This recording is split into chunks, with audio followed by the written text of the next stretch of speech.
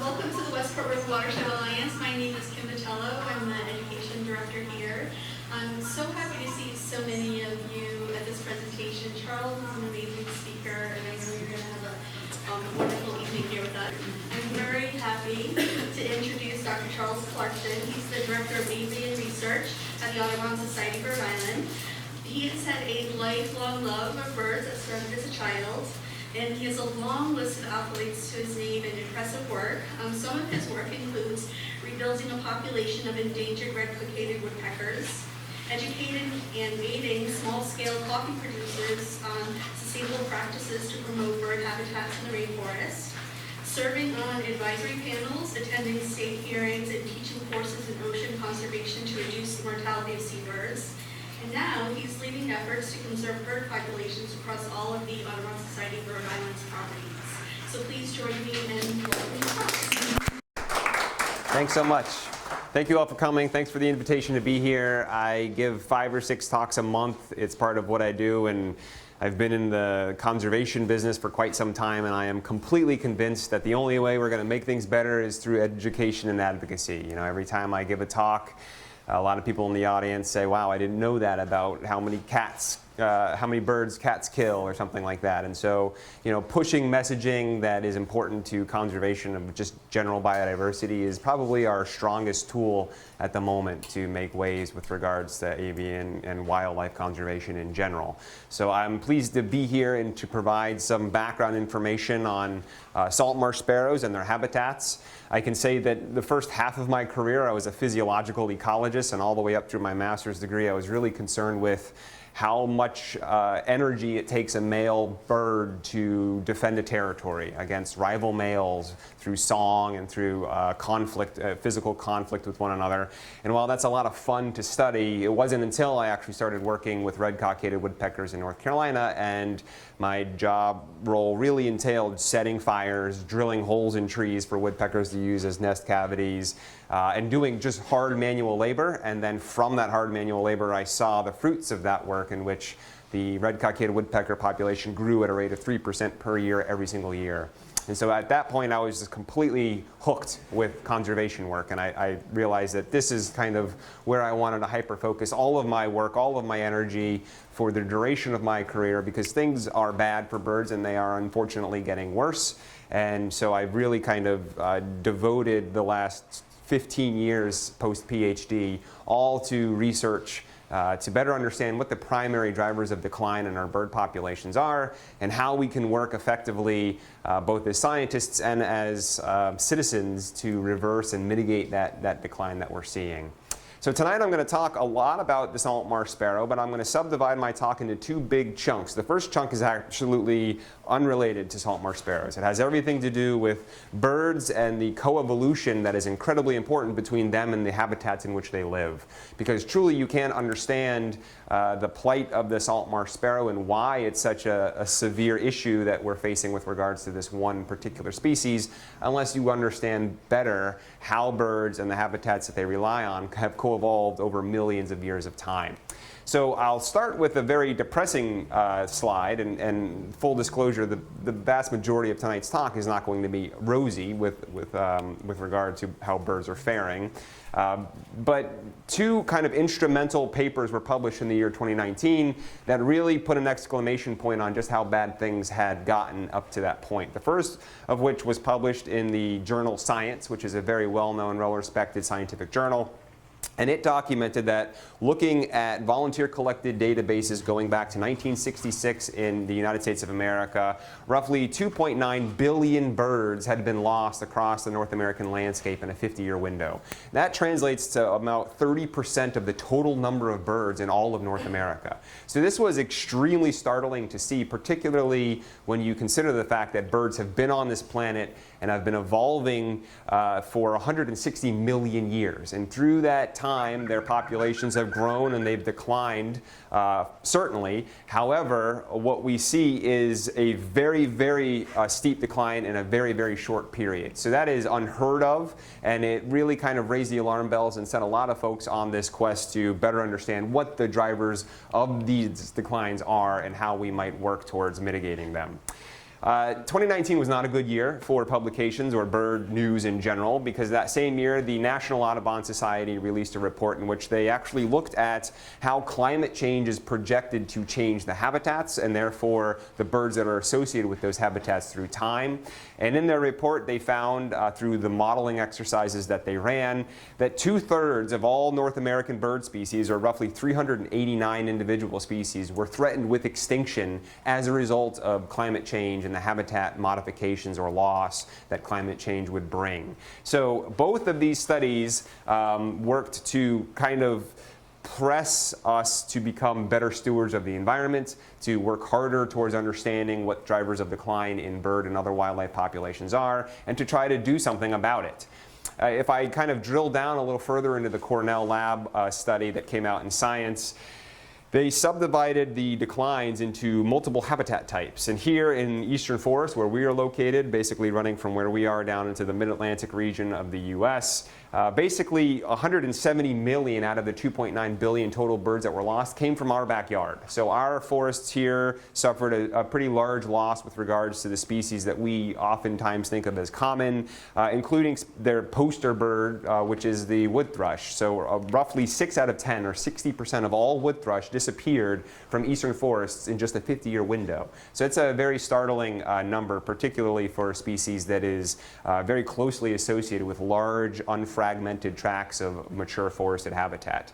Of all of the groups of birds, the one that was hit the hardest were those species that are associated with grassland habitats. So almost 1 billion out of the 2.9 were grassland birds. So birds that think of species like savanna sparrow, bobolink, eastern meadowlark. Largely their decline is due to 2 primary drivers, one of which is the lack of insect prey that these birds have come to rely on for such a very long period of their evolutionary history, as well as the fact that if you want to develop a parcel of land, turn it into a parking lot or a Walmart or something else, a housing development, it's far easier to develop a grassland patch than it is to develop a wooded patch where you have to remove the timber.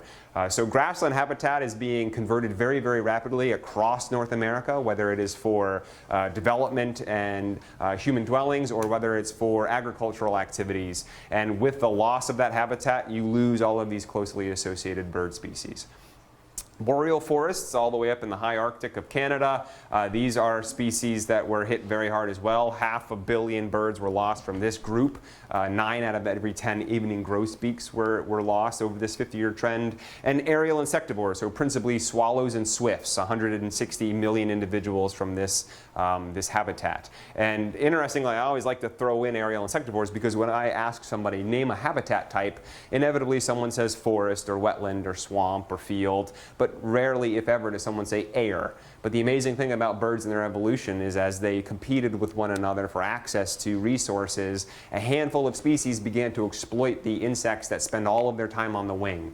And so indeed, the parcels of air that sit above these terrestrial habitats are actually habitats in and of themselves to a number of bird species. There's a whole suite of bird species that make their entire living by flying around on the wing, eating insects in the air without ever actually landing because they don't have to. They can actually ingest the energy that they need to maintain flight throughout the year while they're up there flying around.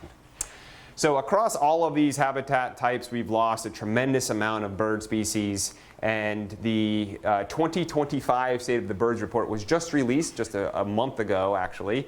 And we were hoping that after all of this time, since the 2019 reports were released, our work towards conservation would have some fruit that was beginning to bear. But we don't see that, actually. We see that in 2025, things are just as bad, if not worse, than they have been since we started keeping records of avian populations. So we see declines across pretty much all groups of birds. And we even see declines in those species that have been experiencing population increases through time until relatively recently. So dabbling and diving ducks is a classic example of that. This is a group of birds that have done traditionally well because of all of the effort that we put into wetland conservation, principally from large groups like Ducks Unlimited. So there are large agencies that dump a lot of funding into the preservation and restoration and conservation of wetland habitat, and by doing so they are creating and protecting habitat for dabbling and diving ducks. And so historically, these populations have increased. But here you can see in just the last 5 years, a pretty steep decline even in this group of birds. So while their overall trajectory is still positive, they are beginning this fairly steep decline that is reminiscent of what we've seen across the vast majority of other bird groups. So there are lots of proximate drivers of decline in birds. We know things like house cats kill 2.4 billion birds every single year in the United States alone. That order of magnitude is magnified, obviously, if you scale up to the globe as a whole. And so there are what we refer to as kind of low-hanging conservation fruit out there to be had, things that local homeowners and individual citizens who are concerned about the plight of birds and other wildlife can do relatively simply. Keeping your cat inside is actually a way to contribute to the conservation of billions of birds every single year. Bird strikes flying into the sides of buildings and windows, that kills roughly 1 billion birds every single year as well. So that's another item that you can actually very easily rectify through the use of UV decals placed on the outside of these windows to make them more visible to birds. Birds didn't co-evolve alongside glass. They don't know what it is. But by far, the largest contributor to avian declines has always been habitat loss. The outright loss or loss through degradation of habitat that is important for birds to find the resources that they require throughout their annual cycle. So the big finding of the 2025 State of the Birds Report is that the landscapes on our planet are losing their ability to support bird populations. So whether you're talking about the rocky southern coastline of Rhode Island and its ability to support wintering sea ducks, or wetland habitats and its ability to support species like the red-winged blackbird, or even arid southwestern habitats that are really great at supporting all of these arid land birds, they're all losing their capacity to support bird populations. And I'm just going to really quickly, without going into too much detail, discuss why that is the case.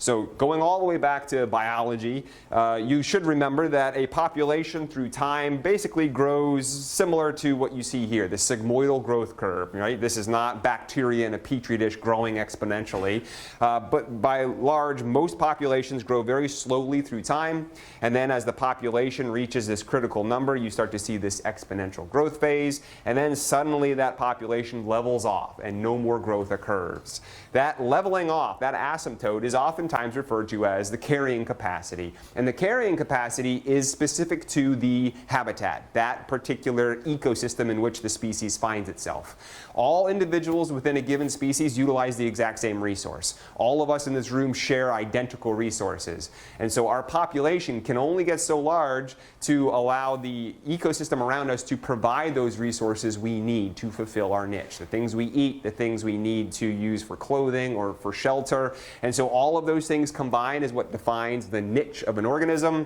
And once the habitat has lost its capacity to provide enough of those resources so that every individual added to this population outstrips the capacity of the habitat to supply the resource, that population will decline back to carrying capacity. Below carrying capacity, there's enough to go around, and so your population can increase through time. So that carrying capacity sets the total population size that any given species is able to hit through time. And what we are seeing right now as our habitats become degraded, lessened in size because we chop them up and turn them into various housing developments or other forms of development for humans, is that the carrying capacity of the environments and the natural world around us is dropping. It's getting lower and lower in terms of its overall ability to provide the resources for the birds that live there. So it's no surprise that bird populations are declining. As human populations continue to grow, as we continue to co-opt all of these natural resources, we remove those resources from all of these other wildlife populations that also rely on them. And so their populations can only do one thing in that scenario, which is decline to the new level of carrying capacity set by our activities at each one of these habitat types. So this is inclusive of all of the things within a habitat a bird needs to maintain its own physiology throughout its annual cycle. So during periods of migration, the overeating that takes place in order to fuel migration, the additional energy birds need to do things like molt, which is replacement of some or all of their feathers. And it also includes all of the energy that they need to successfully raise chicks. So the physiological demands of those growing and developing chicks in the nest also play into the resource use in any given habitat, and therefore set that carrying capacity of a given habitat type. So let me just illustrate one example of how landscapes are rapidly losing their ability to support bird populations, keeping in mind that a niche is a multi-dimensional hyperspace, right? Your niche or your role in the environment as a bird includes what you eat, but it also includes what you use as far as resources to build your nest, where you tend to use habitats for your nestlings to grow and develop. So it's all inclusive of all of those things you need throughout your life. One example of one thing that pretty much all birds on our planet use is insects.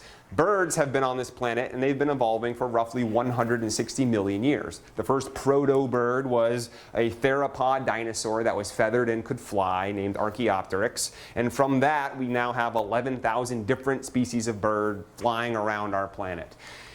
They primarily eat insects because insects have been here evolving for roughly 479 million years. So when birds came onto the scene, there was already a buffet for them to choose in terms of food, and that's why many of them specialized on eating insects. And indeed, over 90% of all birds on Earth rely on insects throughout their annual cycle to fuel their demands.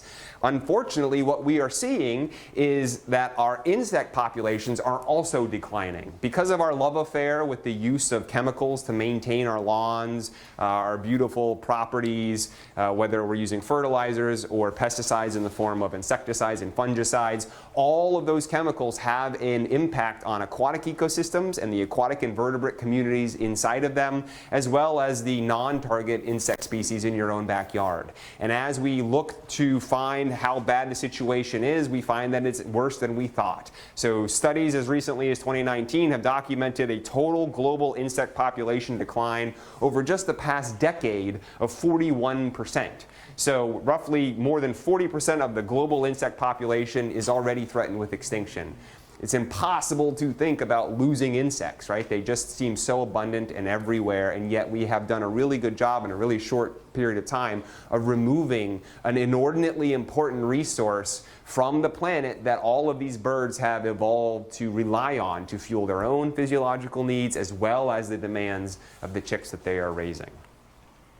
So what else have we done? Well, humans are really nascent. We've only been on this planet for roughly, as Homo sapiens, 190,000 years. So we have only been on this planet for a blink of an eye. We are all members of a single species, unlike birds, of which there are 11,000 different species. There's only one species of humanity. We've been on this Earth for a very short period.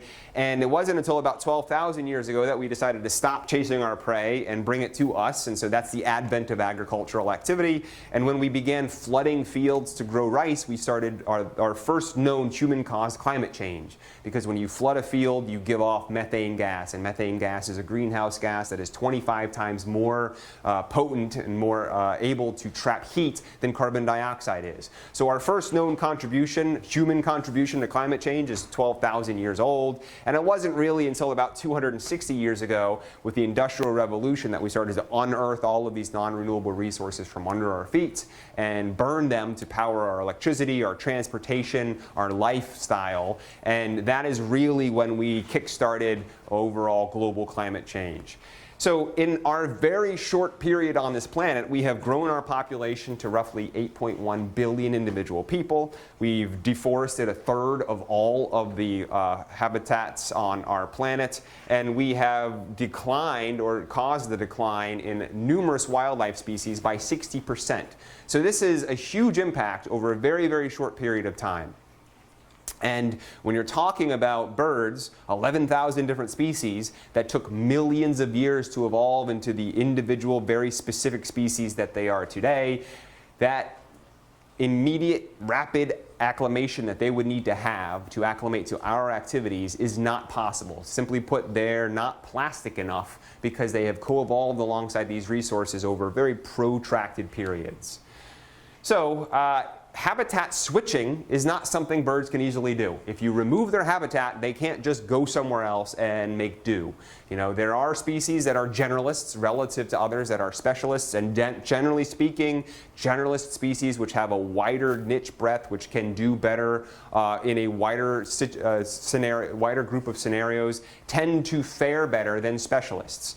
And so that is why species like the common raven in the state of Rhode Island is suddenly a new thing. In the last 30 to 40 years, our common raven population has grown by almost 50%. We used to not have them breeding in our state. Now we have them absolutely everywhere. I live over in Aquidneck Island, and I see common ravens all the time. They tend to do really well in both urban, suburban, and very rural habitats. And so that's a population, relatively generalist, and tends to be doing better in a scenario where our climate and our habitats are changing rapidly. Whereas a species like Thalcos sparvarius, or the American kestrel, has actually declined by nearly 70% in the state of Rhode Island during the same period of time. So this is because this is a species that's very specialized. They're specialized on hunting their prey, which is primarily small rodents, in big open grassy habitats. As I alluded to at the beginning of this talk, big open grassy habitats are becoming more and more rare across the landscape, and so this particular species is not faring well because it is so hyper specialized.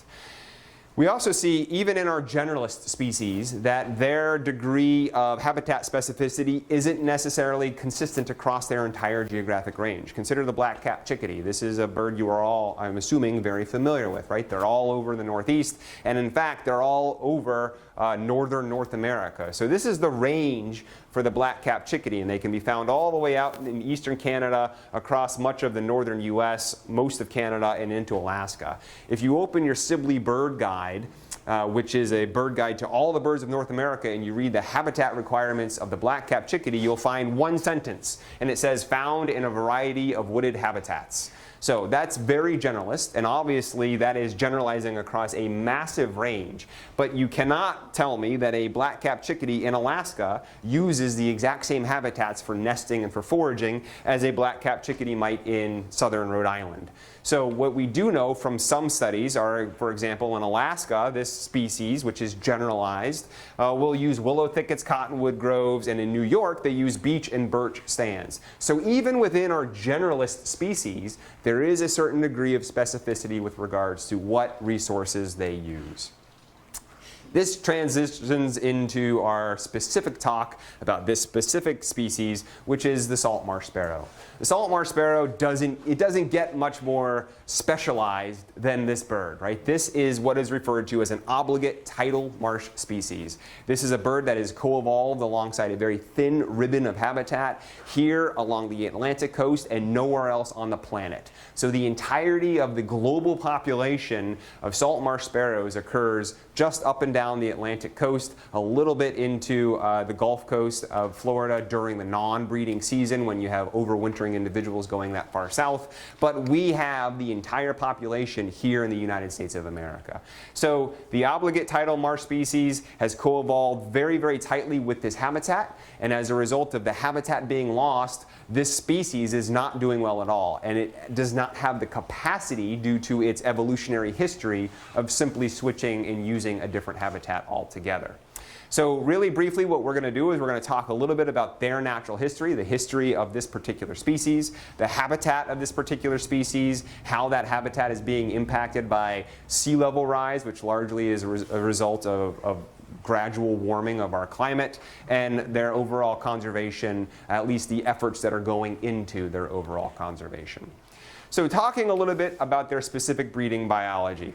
Salt marsh sparrows are polygynous. They have a system in which males do nothing. They're very lazy, right? They only look for opportunities to mate with females. So their goal during the breeding season is to find and mate with as many females as they possibly can. The female then goes on and does all of the work of nesting. So she builds the nest, she lays the eggs, she incubates those eggs, she raises the offspring to fledging, and sometimes she'll do it twice in one season. So this this is a polygynous system in which the males are really only contributing in terms of their genetic contribution from one nest to the next.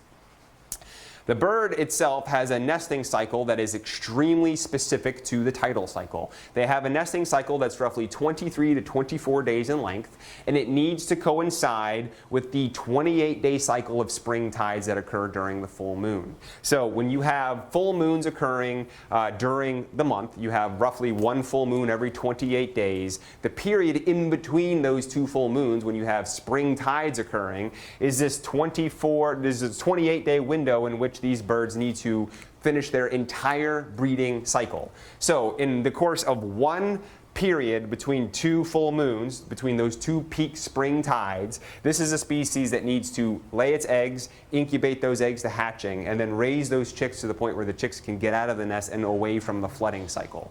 So this bird has co-evolved alongside this specific tidal regime as a result of choosing to nest in this salt marsh habitat that regularly floods. This is a bird that alleviated the stress of competition with all of these other species of bird that were evolving and seeking out resources by choosing a very inhospitable place to nest. And all things considered, over a long protracted period of our Earth's history, things changed irregularly enough that they could pull it off. They could nest successfully every single year by nesting in these locations that had this very distinctive period of 28 days of tidal cycle that allowed them this 23 to 24 day window with which to raise their broods and successfully contribute to further generations of individuals. So they need to time all of their nesting activities to terminate between these two peak periods of high tide as a result of full moon spring tide events. So the birds nest just above high tide line in what we refer to as high marsh. If you go to a salt marsh, you'll see standing water, and then the first vegetation you run into is called the low marsh. That's generally Spartina alterniflora, a tall form of grass that sits pretty much inundated all the time. The high tide line basically ends right where the high marsh begins. And so this high marsh is dominated by low form grasses called Spartina patens or salt marsh hay, and this is where the salt marsh sparrow chooses to nest. It very irregularly will flood. It might flood because of coastal storms or predominant wind directions that push a tide higher than it normally would go. And so every once in a while the high marsh will become wet. However, every 28 days, you get these spring tides, which go all the way up to the highest high tide level, which is well above the high marsh. So even the high marsh gets inundated with salt water once a month, roughly every 28 days. So the birds nesting in this environment have to deal with irregular but periodic flooding, and then this pronounced flooding event that occurs every 28 days. So they need to make sure that whatever they're doing here is finished by the time, in terms of breeding, is finished by the time that high tide event of spring tides occurs. They do have some adaptations to allow for flooding. Their eggs float. So in the irregular periods when you might have wind-driven or storm-driven high tides that are higher than typical flooding this area, their eggs will actually float up out of the nest. And as long as they don't float away, they will then settle back down into that nest cup again. And then the females will resume incubation. So that is one adaptation that the species has to allow them to deal with irregular flooding events in their habitat that they have chosen. And also, as the nestlings actually hatch out and age, they have the capacity to climb the stalks of grass to get up above the flood line. So if there is a flood event, the nestlings themselves, if they're old enough, can climb out of that nest and above the flood line and then climb back down into the nest after it happens. But we know that the biggest threats to their existence is not regular flooding that is happening just because. It's regular flooding that's becoming more regular as a result of both sea level rise and climate change. Largely speaking, we have an ocean that is warming, and as ocean water warms, it tends to expand. So thermal expansion is one of the reasons why our tides are getting taller every single time, because of the fact that as you heat water, it expands in its overall volume. We also have sea level rise occurring because of melting ice sheets, adding additional water to our ocean systems. And through time, we've seen this gradual, persistent increase in our sea level. And what this is doing is it's actually causing a situation where you still have the same tidal events occurring, but the size of these tidal events is increasing, right? So your overall frequency of tidal events does not change, but the period of each one of these tidal events does. So spring tides are higher than they've been before, but also that means that the neap tide, or that period in that 23 to 24 day window of nesting, is also higher. So it leads to more frequent flooding during the breeding season, when these birds generally don't have to deal with as much flooding. So as you raise the sea level, you actually get an overall rise in your water levels during all tidal cycles, not just those that occur during these spring tide events. So talking more specifically about the bird's natural history with regard to their distribution and their population size, as I said before, they're found exclusively here in the US. So they still occupy their historic range. This is not a species that what we found is that their range is shrinking or expanding or moving. They're still found throughout their entire range. It's just that their overall population is dropping rather dramatically as a result of the habitat along this very thin ribbon of habitat available to them is actually becoming less and less available directly as a result of rising seas. So you have birds that are nesting throughout southern coastline of Maine, all the way down through the mid-Atlantic, where you find individuals occurring year-round, and then basically south of Virginia all the way into the Gulf of Florida, you'll see individuals overwintering during the non-breeding season. 4 out of every 5 of these salt marsh sparrows have disappeared since 1998. They've been experiencing a decline of about 9% decline per year since we started keeping records, which approximates a total population decline of just under 90%. 87% of all salt marsh sparrows are already gone. And now we're concerned with trying to figure out ways in which we can conserve that last bit that still exists. The total population back in like 2019 or 2012, I think, was the most recent population estimate, was roughly 50,000 individuals. It's believed now that it's lower than 30,000. So there are studies that have actually tracked the demography of these individuals, and you can see that it's just been kind of this very long, protracted decline with very little gain, no population growth since we started actually measuring the population size. The beauty about having a bird species that only occurs in this one location is we can do very, very significant and substantial population estimates by going out and surveying the population every single year. And that occurs through programs like the SHARP program, which is the Salt Marsh Habitat and Avian Restoration Project. And so they go out and they count these birds every single year so we can get really accurate ideas of how large their population sizes are from one year to the next. So one of the big reasons why these birds have always been able to do okay given natural climate change, our planet does undergo long periods of climate change on its own, is that the habitats that they use have the capacity to move. We call it marsh migration. I'm sure many of you probably know the concept of marsh migration, seeing as how we all live pretty much a stone's throw away from marshy habitats. We have our low marsh here, where your mean high tide water line basically ends at the end of that low marsh, and that's when the high marsh begins, and that high marsh is only really inundated during a spring high water event, right? So this is where our salt marsh sparrows like to nest, and they really only have to deal with flooding during that spring high tide. Now, as your sea level increases in size, you go from a scenario like this, where you have marsh loss occurring because of rising seas, where the marsh itself is able to migrate upslope. That habitat, those vegetational communities, can move. They can move as a result of the inundation regime, and so they can, as the flooding regime becomes more extreme through time over a very slow period, they can move upslope, provided that there is space for them to move. What we see, unfortunately, particularly around these populated coastal areas, is that people harden the landscape just upslope from our marsh habitats. So you have a marsh, and that marsh butts right up against a paved road or a seawall that is blocking somebody's house and property from falling into the ocean due to activities from the waves. And so in this scenario, the marsh that is lost has nowhere to move. It doesn't have anywhere to go upslope. And so if you cut off the ability of the environment, of the habitat itself, to move through time and migrate upslope and get away from the inundation, what you end up with is basically an open water scenario. So these marsh systems, both the low and high marsh areas, are being flooded, and they don't have the capacity to migrate upslope. And so as a result, we're getting much more open water communities and much fewer salt marsh communities, both in the low and the high marsh areas.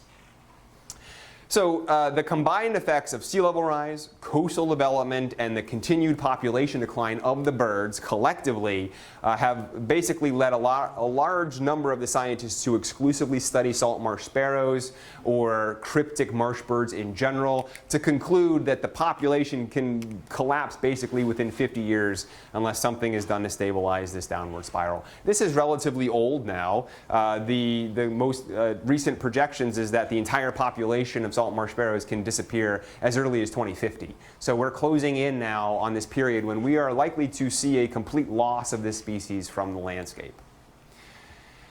So in order to conserve them and in order to do it effectively, we need to do things like identify the most important marsh patches, where these birds are currently breeding, where they're successful in their breeding attempts. We need to seek to improve those existing marshes through either sediment transport activities like using sediment deposition or runnels to actually get sediment to stay on the land surface and create a high land surface for these salt marsh grasses to grow. Changing the hydrology of these marsh landscapes, and monitoring the salt marsh sparrow population at these restoration sites to make sure that the work that we're doing, the effort that we're undergoing, is actually bearing fruit with regards to having a growing salt marsh sparrow population. There are a number of groups who are working fastidiously to make this happen. The Atlantic Coast Joint Venture is an organization that basically is a large partnership that's designed to restore and sustain native bird populations and habitats throughout the Atlantic Coast Joint Venture region. And so they have conservation plans for 3 principal species that they're concerned with, which is the American black duck, the black rail, and the salt marsh sparrow. So they have an entire conservation plan outlined for bringing this bird species back, and it includes basically trying to sustain a total population of 25,000 breeding birds. That's their goal. They want to have a goal of maintaining a population of 25,000 individuals. You can see that this is a population size that we hit back in 2020, and it's been declining below that ever since. Their goal is to do that through the restoration of high quality nesting habitat on roughly 84,000 acres of marsh habitat up and down the Atlantic coast, and to protect the adjacent habitats that are so important to allow for these habitats to move through the process of marsh migration, a process that now doesn't really happen as a result of the hardening of our landscape, particularly along these coastal areas. And so they have this goal of revitalizing our bird populations back to this 25,000 size. We're very close to hitting this minimal critical threshold of 10,000 birds, and so they really need to start seeing annual growth of 2.5% or 5% or more in order to hit this trajectory of 25,000 individual birds. They have identified on a state-by-state basis the areas that are most important for restoration, for bringing the species back. They've prioritized their marshes in 3 different categories. Priority marshes, which are prioritized for ongoing restoration planning and projects. Reference marshes, which are marshes that are being used as reference sites to determine how successful priority marsh restoration is. And honorable mention marshes, which are marshes that are important for future work down the road. So this is just an example of basically the Galilee and the Succotash Marsh here in the map blown up. So you can see that they are outlined, and they include information such as where salt marsh sparrows were detected during research conducted by the Salt Marsh Habitat Avian Restoration Project.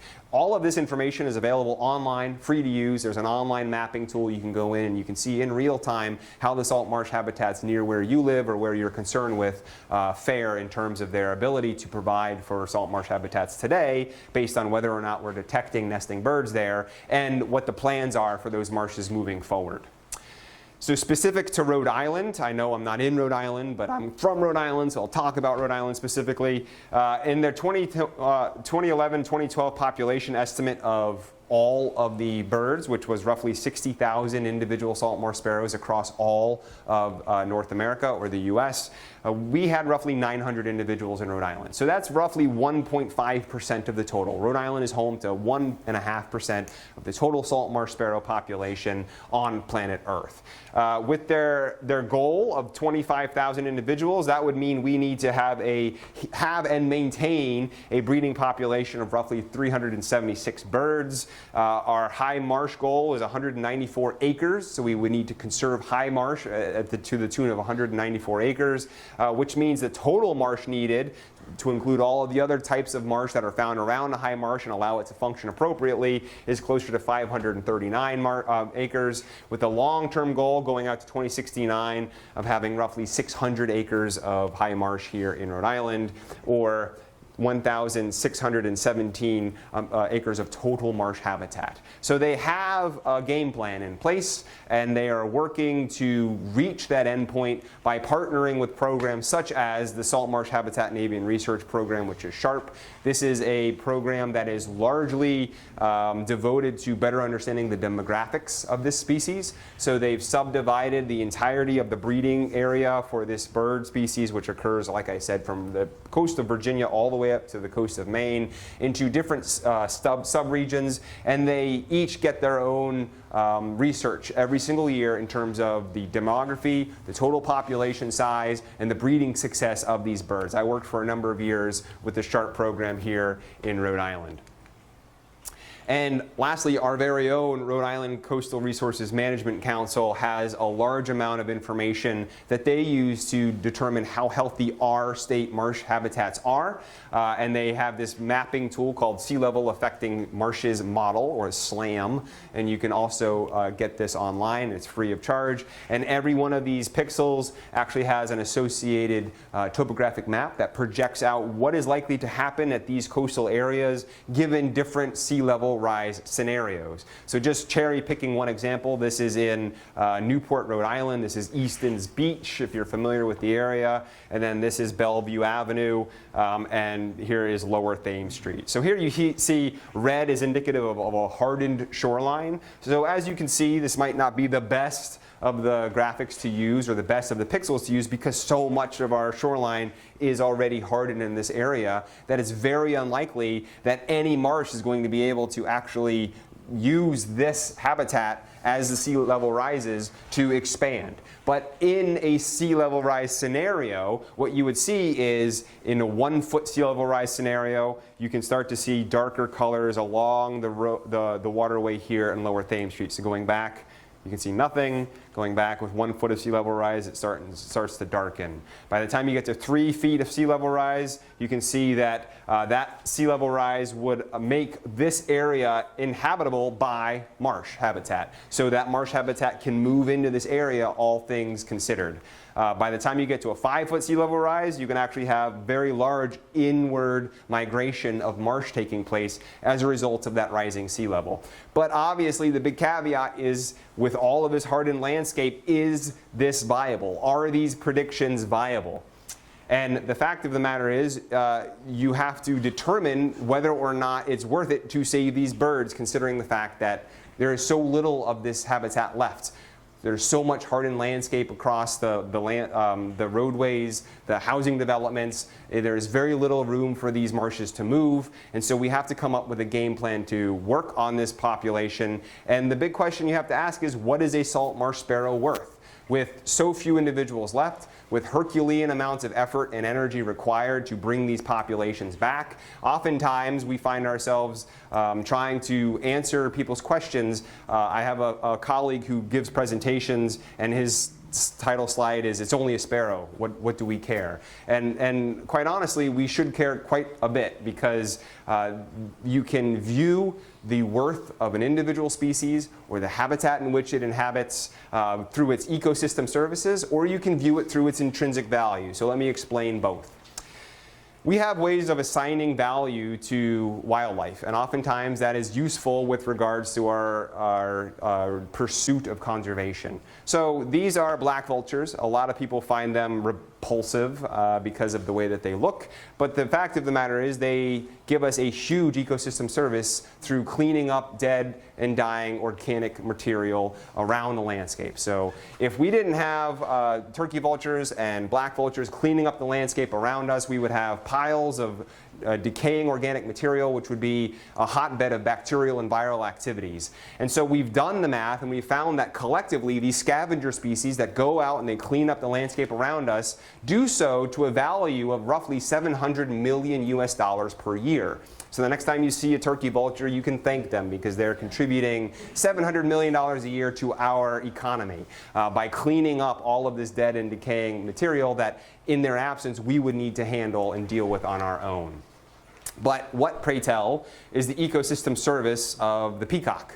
Right? So this is the Indian peafowl. The peacock has this elaborate tail which he uses to pretty much attract a female. The female herself, the peahen, looks fairly plain. In neither of these cases do these birds tend to clean up dead and decaying organic material. They're not known as pollinating species, so they don't contribute to our crops in the form of fruits and vegetables. They don't disperse seeds the way that some birds do. So what is the value of this bird, other than the fact that it just looks really, really neat? Well, this has a lot to do with the intrinsic value that we assign to nature. In evolutionary terms, birds have been here for a very long time. They've been here for 160 million years. There are 11,000 species of them, and they are integral to the operation and ecological functioning of food webs the world over. This is an example of the northeastern Atlantic food web. And every one of these circles is a group of organisms. So you have seals represented in number 76. You have just the species of cod represented over here in 46. And you have birds dispersed through all of these. And so while you might not be able to see the actual reason a bird serves a purpose within an ecosystem, by removing any one of these, you can have disproportionate impact on the overall functioning of this food web. And so every one of these birds plays a vital role in the landscape in which it is found, simply by virtue of the fact that it co-evolved alongside that habitat and all of the other co-evolved species over its evolutionary history. So in that regard, birds are absolutely priceless, regardless of whether or not you can assign a monetary value to the services they provide or not. And if you're looking at things like salt marshes, obviously we know that their ecosystem services are huge. The salt marsh habitats that these birds rely on, they themselves are important and should be restored, irrespective of our viewpoint of the salt marsh sparrows, because they store a tremendous amount of carbon. They buffer storms dramatically, particularly in areas of the southeastern US and along the Gulf Coast, where you have lots of storm activity in the biologically active period of the year, and they improve water quality dramatically as well. Their intrinsic value, though, is just as big, if not more important, than you see in other groups, right? They provide wildlife habitat. They have very functional ecosystems. This is just one example of a food web that comes out of an open water system contained in a marsh pond. And so you can see the incredibly intimate connections that all of these species have developed with one another as a result of evolving within that ecosystem. And so the ecosystem and the species contained therein are all incredibly important at the overall functioning and health of the ecosystems in which we all depend. So looking specifically at our salt marsh and their health, a study in 2021 looked at relative to 2010 numbers.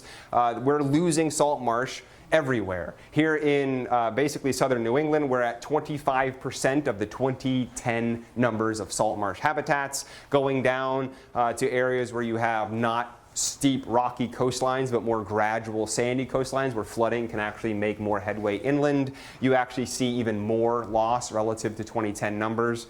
And so 10 to 15% of our tidal marsh will remain in the northeastern US by 2050. That is the current estimate based on the models that were run by this study. So 10% is what will remain by the year 2050.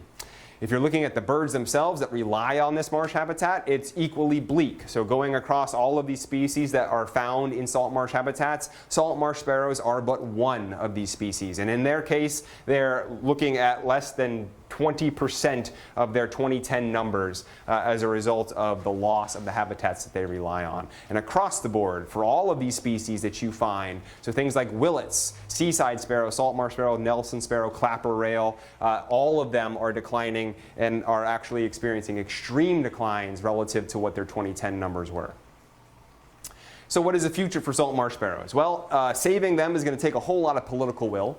This isn't, unfortunately, a case of low-hanging conservation fruit like I alluded to at the beginning of the talk. You're not going to be able to put a decal on the outside of your window or keep your cats in and actually have much of an impact for this particular species, because at this point, the habitats that they rely on have degraded and declined so much that it really is going to take huge amounts of collaborative effort, lots of funding and manpower to actually work to rectify the loss of habitat that has occurred to bring the species back. This is not a species that is being hit particularly hard by wind turbines or house cats or flying into windows. So it's going to need a lot of political will to devote funding to their restoration, a lot of collaborative effort, which already occurs up and down the east coast of the U.S., continued demographic monitoring of the species so that we can keep track of them and their population size relative to the Atlantic Coast Joint Venture's goal of 25,000 individuals, and salt marsh restoration and additional creation of salt marsh through reclamation projects, for example, and deposition of sediment in these coastal areas. Salt marsh sparrow is creeping dangerously close to extinction. This was written by the National Audubon Society, and so the situation seems very bleak right now, but there's actually still a lot of hope in our conservation community because we are faced with a problem that can potentially be solved should the political will exist to actually do it.